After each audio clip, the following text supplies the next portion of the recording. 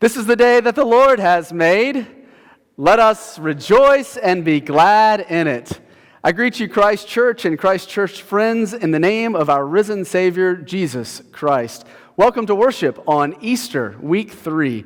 Our text takes us to the Gospel of Luke, to the road to Emmaus story. And it begins with two who are just going through the motions, leaving Jerusalem on their way home. They've heard an idle tale about one who has been raised, but they're not sure if they can believe it, discouraged, wondering what's next.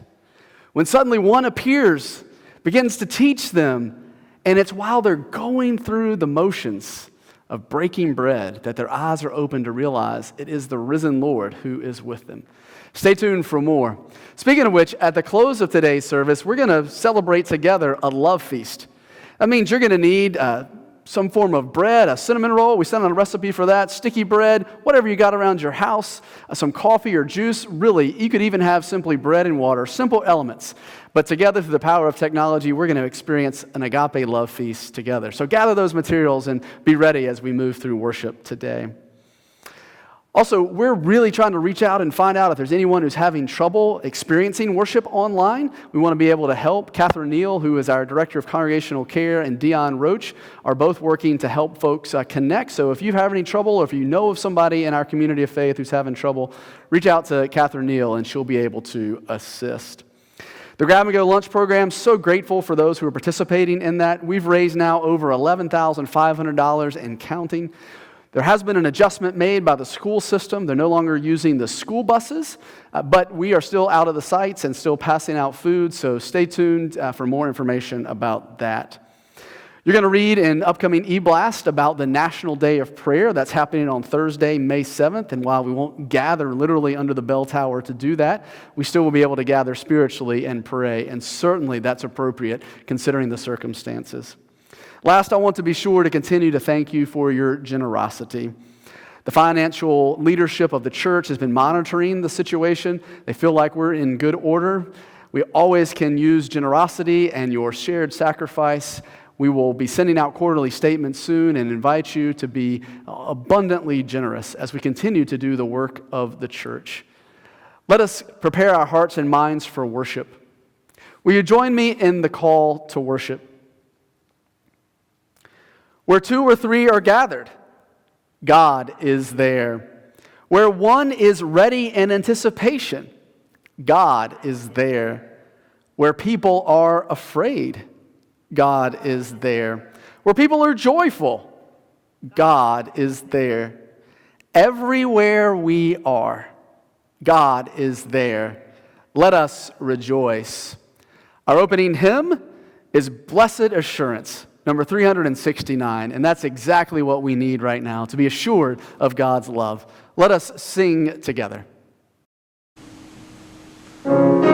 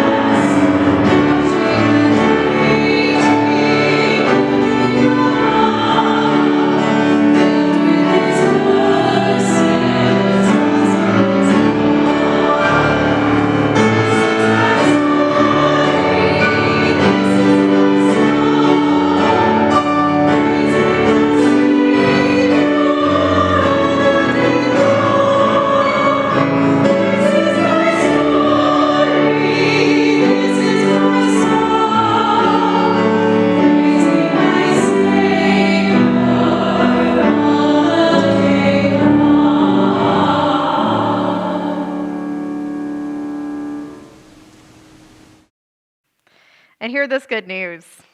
Christ invites to this place and into our homes and everywhere we gather all who love him, who earnestly repent of their sin and seek to live in peace with one another. Let us now confess our sin before one another in God Almighty, using our prayer of confession. Almighty God, we are a fearful people. We worry and we doubt. We have so much to mourn, and our grief overwhelms us. Yet you are still a God of life and light. You shine in the darkness. But there are times when our eyes are clouded and we cannot see you. We act out of our fear. We are inhospitable, stingy, and lash out at those who bear your light to us. Forgive us. Open our eyes to see your light, even if it is just a glimpse. Open our ears to your voice, that we would recognize you on the journey and know that you are indeed with us. Amen. And having confessed together corporately, we now offer our individual confession in silence.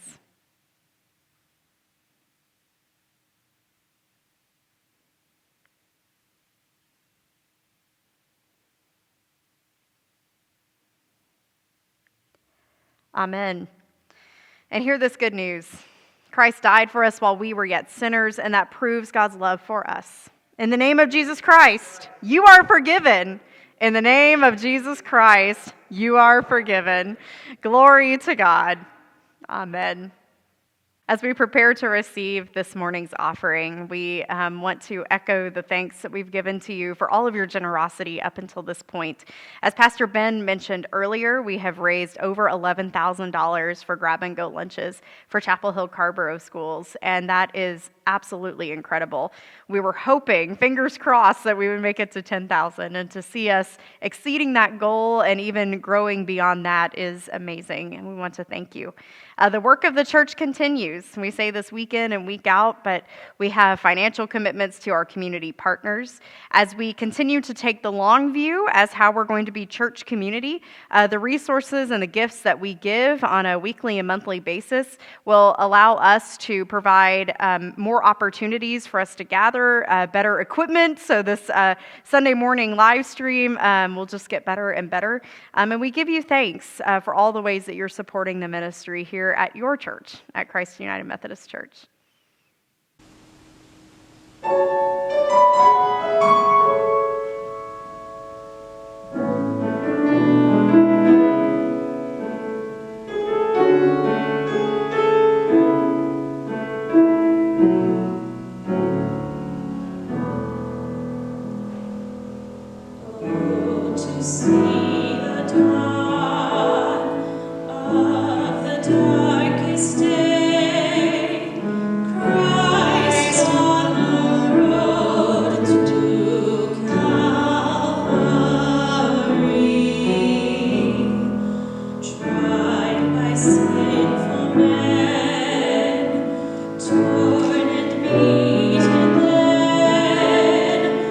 Nailed to a cross.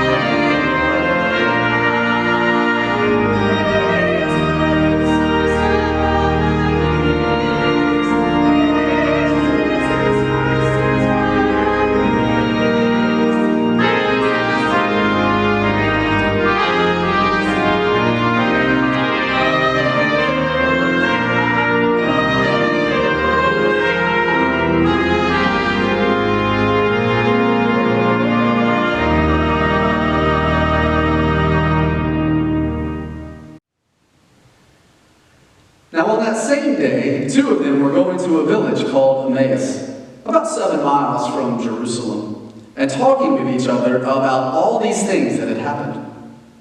While they were talking and discussing, Jesus himself came near and went with them, but their eyes were kept from recognizing him. And he said to them, "What are you discussing with each other while you walk along?" They stood still, looking sad.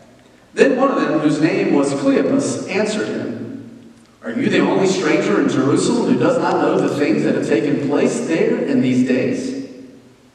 And he asked them, "What things?" And they replied, "The things about Jesus of Nazareth, who was a prophet, mighty in deed and word before God and all the people, and how our chief priests and leaders handed him over to be condemned to death and crucified him.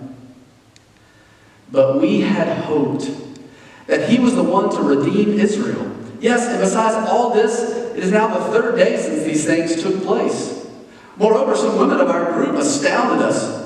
They were at the tomb early this morning, and when they did not find his body there, they came back and told us that they had indeed seen a vision of angels who said that he was alive.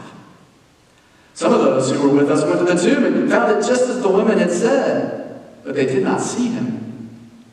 Then he said to them, "Oh, how foolish you are, and how slow of heart to believe all that the prophets have declared. Was it not necessary that the Messiah should suffer these things and then enter into his glory?" Then, beginning with Moses and all the prophets, he interpreted to them the things about himself in all the scriptures. As they came near the village to which they were going, he walked ahead as if he were going on. But they urged him strongly, saying, "Stay with us, because it's almost evening, and the day is now nearly over." So he went in to stay with them. But when he was at the table with them, he took bread, blessed and broke it, and gave it to them. Then their eyes were opened, and they recognized him, and he vanished from their sight. They said to each other, "Were not our hearts burning within us while he was talking to us on the road, while he was opening the scriptures to us?"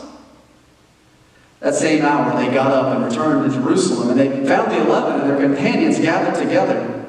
They were saying, "The Lord is risen indeed, and he has appeared to Simon." Then they told what had happened on the road and how he had been made known to them in the breaking of the bread. This is the word of God for us, the people of God.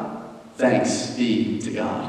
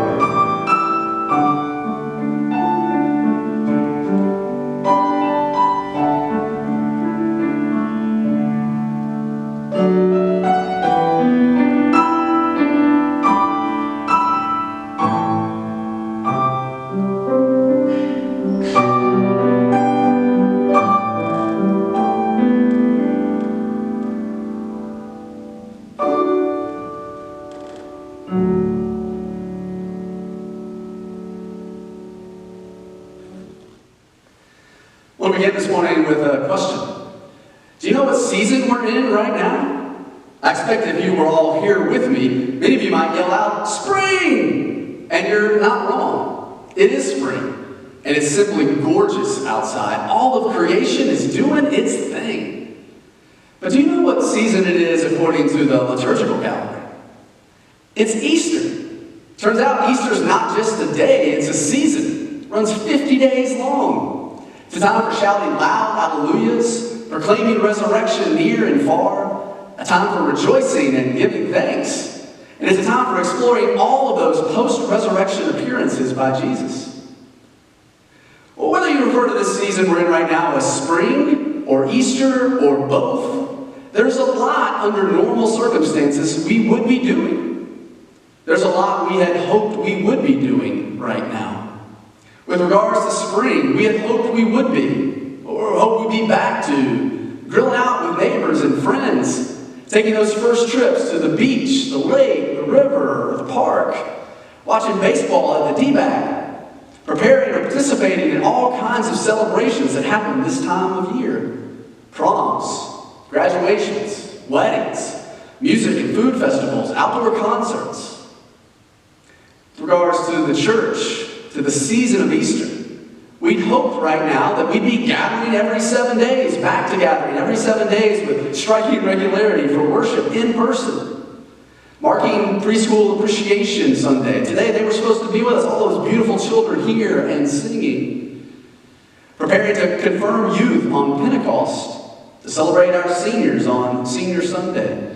Gearing up for an in-person week-long vacation Bible school experience. Enjoying a benevolence concert complete with Mapleview ice cream. Preparing youth for spring retreats and summer mission trips. Bottom line, there's a lot we had hoped that we would be doing, that we'd be back to doing right now. But instead, we're not able to do many of these things because we're still sheltering in place. I don't know about you, but I'm starting to feel a lot like the movie Groundhog Day. More than once this week, I was not sure what day it was. Feels like we're just on repeat. A lot of days it just feels like we're going through the motions. And the results, many if not all of us, are feeling or experiencing some deep disappointment. Feeling discouraged. Splintered hopes and dreams, broken spirits, despondent, and some sadness and grief, maybe even some frustration. Left to wonder sometimes, how long, oh Lord? Well, to be clear, this experience is not unique to us. We're not the first. There's some strong parallels to be found in our text for the morning. The women, the disciples, these two on the road to Emmaus, they too had hoped. They had hoped, prayed, expected, believed, trusted that Jesus was who he said he was. The Son of God, the Messiah. That he would be the one to save them. That he would be the one to redeem Israel. He'd be the one to solve all the world's problems, to end suffering for all time. That he'd be the one to free them from oppression and injustice. They had hoped, prayed, expected, believed, trusted that right here, right now, they'd still be out on the road with him on some beautiful world tour, watching and helping Jesus teach, preach, perform miracles. During his ministry, they had caught glimpses. They'd seen enough and heard enough to believe. But then he was arrested, tried, crucified, dead and buried, and it seemed that all hope was lost. Today, in the text, it may be Easter, but news of the resurrection has not reached these two on the road.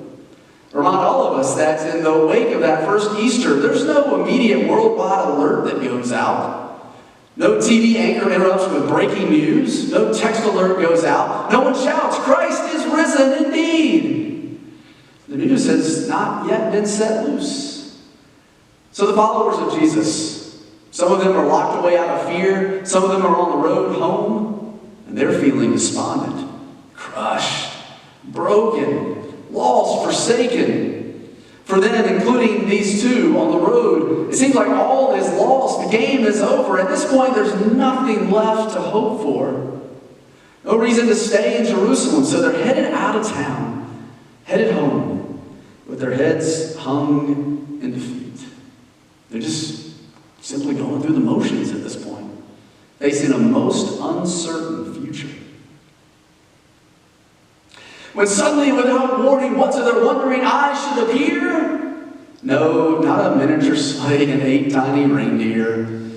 Rather, it's the risen, resurrected Lord in bodily form. He finds them. He comes to them. And wait for it, he joins them on their journey. Only they fail to spot him. They fail to recognize him. Many have wondered why. How they spent time with Jesus. They journeyed with him. How do they not know it's Jesus? One commentary I was reading through this week suggested that one gets the image of a hooded man stepping out of the shadows. Throughout history, literature, there have always been men who were more than they seemed. Henry V slipping among his troops before battle in Shakespeare's play. Richard the Lionhearted returning to England from the Crusades in the guise of a beggar. But even though these two fail to recognize Jesus, like Mary fails initially in the garden, notice that the risen Christ does not give up. He doesn't quit. He doesn't walk away. Instead, like an excellent grief counselor, he engages them. He gets them talking. He asks them questions. What were you discussing with each other as you walked along? Well, what things have taken place over these last 3 days? He managed to get them to name their feelings, to talk about their grief and lament, and to get them to say one of the most moving lines in all of Scripture. But we had hoped. We had hoped. You hear the lament and the grief in that? We had hoped that he was the one to redeem Israel. Jesus then moves to the work of interpretation, making Scripture plain. From Moses all the way to the prophets, he breaks it down for them. And like when one is listening to a great audiobook in the car, the miles just melt away. And before you know it, they're back home. They're back in Emmaus. And Jesus turns to wave goodbye, preparing to move on. But like my in-laws do every time we visit, we seemingly always, our plan, Ann and I discuss it, we're going to leave before dinner, and yet they beg us to stay. Oh, come on, just stay for supper, they say, and then you can be on your way. These two sensing something different about Jesus, even though they can't quite put their finger on it, they beg him to stay. Surely you must be hungry. Just stay for supper, they say. Imagine that he's still starving after 3 days in the tomb. Jesus concedes. He agrees. They gather around the table, and the host asks the guests to say the blessing. It's just then that Jesus reaches into the center of the table. He takes the bread, and he goes through the motions. Very familiar motions, everyday kinds of motions. He takes the bread, he blesses it, he breaks it, and then he shares it. And in that moment, I imagine something like scales fall from their eyes. This moment of recognition happens. Can you even imagine one saying to the other, "Wait a minute, we've seen this before." And the other one exclaiming, "Yeah, in that upper room just a few days ago." Suddenly, perhaps simultaneously, both of them realize the very one in their midst is none other than Jesus himself. That what the women had told them hours before is not an idle tale after all. That Jesus really is risen. And yet before they can reach out and touch him, before they can embrace him, he vanishes. In the moments that follow, the two are left to reflect, to replay in their minds again what just happened. And as they do, I imagine they come to realize that maybe going through those motions is not all bad. That this encounter with Jesus changes everything for them, for others, for the world. That now they don't have to be afraid because Jesus lives, they can face tomorrow. That he really is who he says he is, the Messiah, the one to redeem Israel. That their mourning has been turned into dancing. That they no longer have to be afraid. So what do? Well, they run back. They've already made 7 miles out, 7 miles back, a 14-mile round trip to tell the others, He is risen indeed. But oh, how different this return journey must feel. They now see the world and their circumstances, their future so differently. How awesome it was for them to get to share this news with the others. That all said, so what? What does this have to do with me, with you? Here we are some 20 centuries later. What's the relevance? Well, oddly, strangely enough, in ways maybe we never imagined a few weeks ago, a couple months ago, here we are. Much like those first disciples, those two on the road in the midst of the season of Easter, a time when we should be, a time when we hoped we would be, out and about, celebrating, gathering, rejoicing, overwhelmed with joy. We aren't doing any of these things. Instead, we too are sheltering in place behind locked doors. Many of us probably feeling despondent, discouraged, fearful, disappointed, at times frustrated, and just maybe going through the motions and crying out too, how long, oh Lord? How long until the stay-at-home order is lifted and we can go out and about again? If this is you, if you can relate, I want to invite you to do a few things. First, I want you to notice. I want you to go back and read this story again. Notice that the risen Lord comes to them amid their pain, their suffering, their fear, and their anxiety. Not the other way around. They don't go out searching for Him, just like we now can't leave our homes. They don't go out searching for Him. Instead, it's the risen Lord that finds them. I all the time hear people talking about, I'm trying to find the Lord, I'm looking for. He comes to them where they are in the midst of their pain and suffering. And once He does find them, even though they don't or can't recognize Him, He doesn't get frustrated or mad or give up on them. Instead, He joins them and walks with them, working to comfort them. Please don't underestimate this gift. I trust that Jesus is doing the very same this day in April of 2020, in the midst of this stay-at-home quarantine moment that we're experiencing, that Jesus, the resurrected Lord, can find us where we are, in our homes, join us and comfort us. Over and over again, Jesus promises that He will not leave us orphaned, that He is coming to us, and that nothing can separate us from the love of God. Then, even when it grows dark, even then, notice He doesn't leave them. He stays with them. And He goes through the motions. Everyday, ordinary motions. They have a meal, just like you're still having meals at home. In their own home, He takes bread. He blesses it, breaks it, shares it. And in that moment, in the midst of going through the motions, it's then that they see that their mourning turns to dancing, their grief turns to joy, their uncertainty turns to certainty, and that what they had hoped comes true. Christ is risen, and there's nothing left to fear. I trust that this same Lord is out and about this very day, doing the same thing. That was not a one-time occurrence, but every time we take, break, bless, and share, the Lord is with us. And in doing so, we are proclaiming resurrection. So it's in this spirit and the work of the Holy Spirit that I want to invite you now to get your sticky buns, your sweet bread, your juice, your coffee, really water, whatever you have. Don't stress about the elements.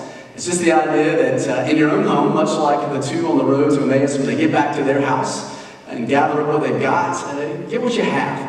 And together, let's go through the motions. So, that's Rebecca. I invite you to take one of these. Mr. Kristen. Right. We're going to have our own love feast this morning. And we're going to recall, just as it was when Christ gathered in that room, the risen Lord, I'm going to invite us to pick up your bun. And let's give thanks. And we can break it too. Yeah? And we can share it with one another. trust that just as Christ did it with them, that Christ is with us here and now, and Christ is with you. And that as we do this, that you're going to experience that blessed assurance. What we had hoped for, what we continue to hope for, that one day there will be a healed world. Very much possible. And therefore, we need not be afraid. And so I pray this week, I pray the weeks ahead left of quarantine, that you will keep going through the motions, taking, blessing, breaking, sharing. Because every time we do that, the risen Christ is with us, comes to us, joins us, and as we do it, we are proclaiming Christ resurrected. Let's enjoy.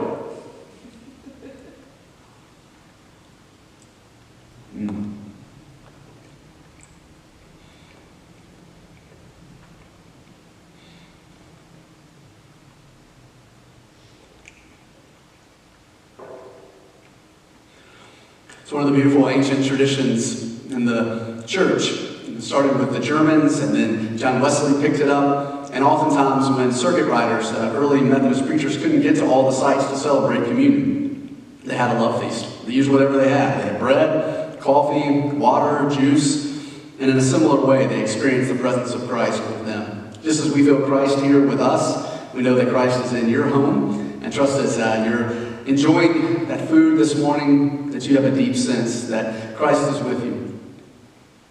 We're going to move through the rest of our service now. We're going to sing our closing hymn and experience prayers of people and a final blessing. But continue to eat and enjoy. And may the peace of Christ dwell richly in your home. Amen. Now let us join together in prayer. O God, our healer, show your compassion for the whole human family that is in turmoil and burdened with illness and fear. Hear our cry, O God. Listen to our prayer.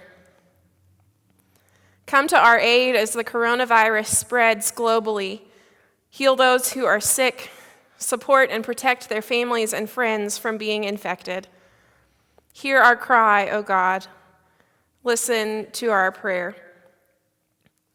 Grant us your spirit of love and self-discipline so that we may come together, working to control and eliminate the coronavirus. Hear our cry, O God. Listen to our prayer. Make us vigilant, attentive, and proactive in the eradication of all diseases, malaria, dengue, HIV and AIDS, and others, that create suffering and result in death for many people. Hear our cry, O God. Listen to our prayer. Heal our self-centeredness and indifference that makes us worry only when illness threatens us. Open ways beyond timidity and fear that too easily ignore our neighbor. Hear our cry, O God. Listen to our prayer. Strengthen and encourage those in public health services and in the medical profession, caregivers, nurses, attendants, doctors, and all who commit themselves to caring for the sick and for their families. Hear our cry, O God. Listen to our prayer. Inspire, give insight and hope to all researchers focused on developing a vaccine. Hear our cry, O God. Listen to our prayer. Sustain all workers and business owners who suffer loss of livelihood due to shutdowns, quarantines, closed borders, and other restrictions. Protect and guard all those who must travel. Hear our cry, O God. Listen to our prayer. Guide the leaders of the nations that they speak truth. Halt the spread of misinformation and act with justice so all your family may know healing. Hear our cry, O God. Listen to our prayer. Heal our world, heal our bodies, strengthen our hearts and our minds, and in the midst of turmoil, give us hope and peace. Hear our cry, O God. Listen to our prayer. Hold in your gentle embrace all who have died and who will die this day. Comfort their loved ones in their despair. Hear our cry, O God. Listen to our prayer. Remember all your family, the entire human race, and all your creation in your love. And now, with the confidence of children of God, we are bold to pray in the way that Jesus is always teaching us, saying, Our Father, who art in heaven, hallowed be thy name. Thy kingdom come, thy will be done, on earth as it is in heaven. Give us this day our daily bread, and forgive us our trespasses, as we forgive those who trespass against us. And lead us not into temptation, but deliver us from evil. For thine is the kingdom, and the power, and the glory forever. Amen.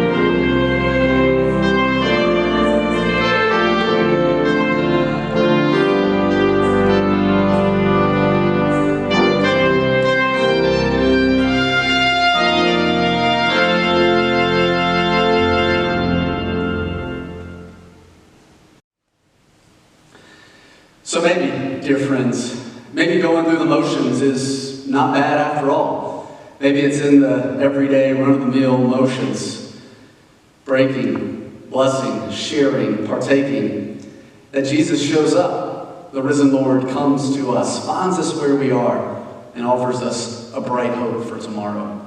I pray wherever you are, and you'll be safe and well in body, mind, and spirit. We miss you dearly, and look forward to the next time that we gather for worship. Go in peace in the name of the Father, and the Son, and the Holy Spirit. But don't go far. Amen.